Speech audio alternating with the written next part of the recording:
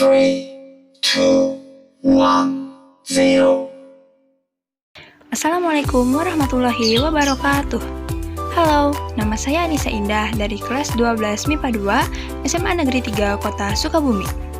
Di video ini saya akan membahas materi sejarah kelas 12 semester 2 bab 4 Sistem dan Struktur Politik Ekonomi Indonesia masa Orde Baru tahun 1966 sampai 1998 dengan sub Kebijakan Pembangunan Orde Baru bagian Pertanian dan Pendidikan.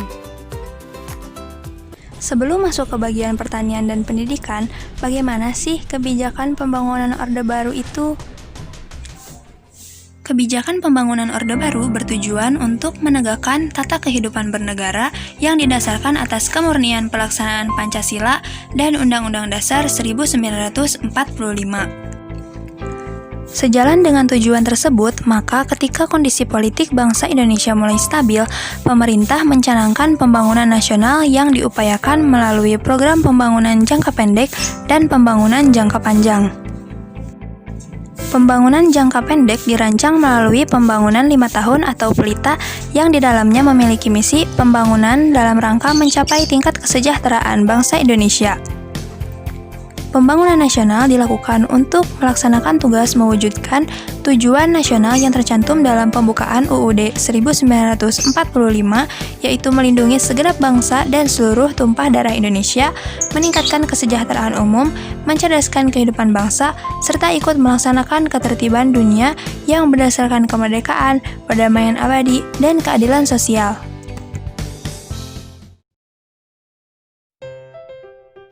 Dalam usaha mewujudkan tujuan nasional, maka Majelis Permusyawaratan Rakyat sejak tahun 1973, 1978, 1983, 1988, dan 1993 menetapkan garis-garis besar haluan negara atau GBHN.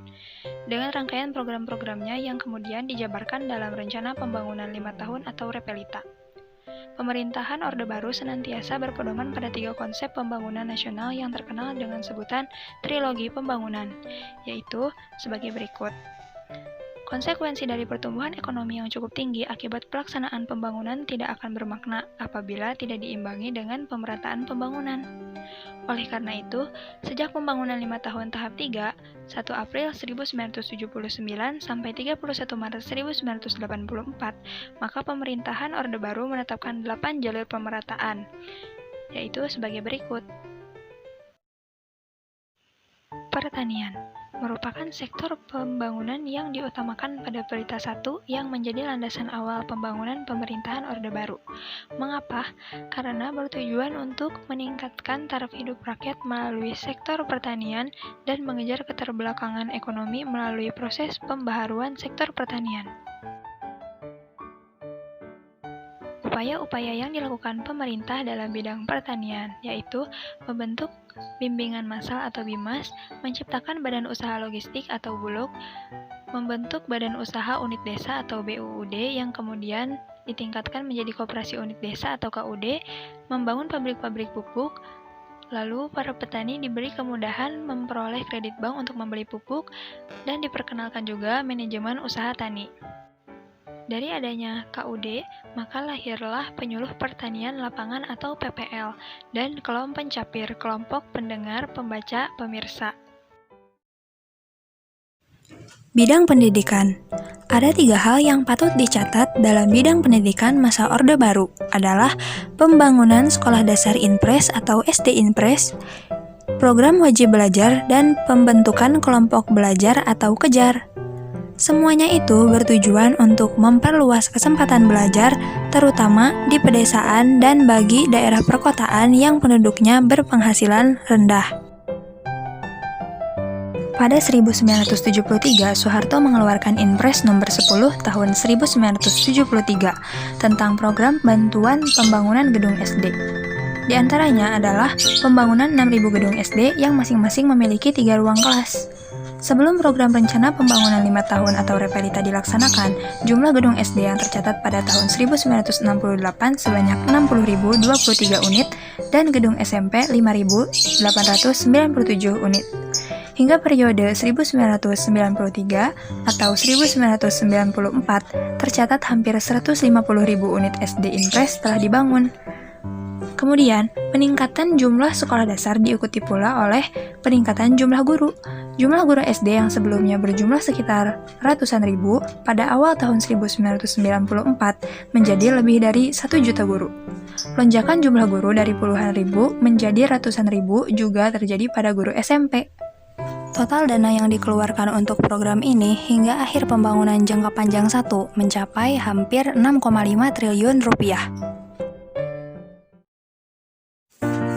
Program wajib belajar pada era Soeharto mulai dilaksanakan pada 2 Mei 1984, bertujuan untuk memberikan kesempatan yang sama dan adil kepada seluruh anak Indonesia berusia 7-12 tahun dalam menikmati pendidikan dasar atau SD.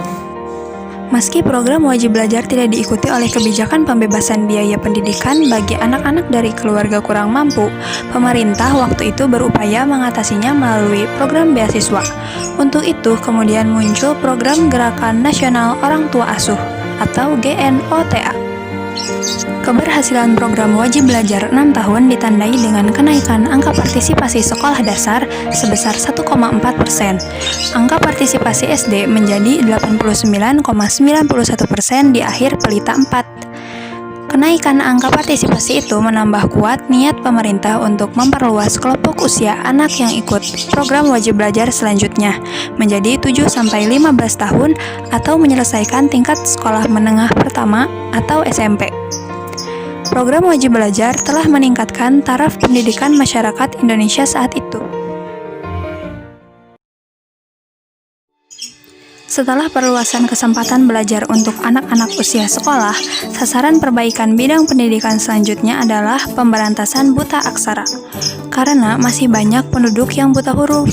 Dalam upaya meningkatkan angka melek huruf, pemerintah Orde Baru mencanangkan penuntasan buta huruf pada 16 Agustus 1978. Cara yang ditempuh adalah dengan pembentukan kelompok belajar atau kejar. Kejar merupakan program pengenalan huruf dan angka bagi kelompok masyarakat buta huruf yang berusia 10-45 tahun. Dengan tutor atau pembimbing, setiap kelompok adalah masyarakat yang telah dapat membaca, menulis, dan berhitung dengan pendidikan minimal sekolah dasar. Keberhasilan program Kejar salah satunya terlihat dari angka statistik penduduk buta huruf yang menurun hingga menyusut menjadi 15,9% di tahun 1990. Oke teman-teman, terima kasih telah menonton video ini ya. Semoga videonya bermanfaat. And see you on next video. Assalamualaikum warahmatullahi wabarakatuh.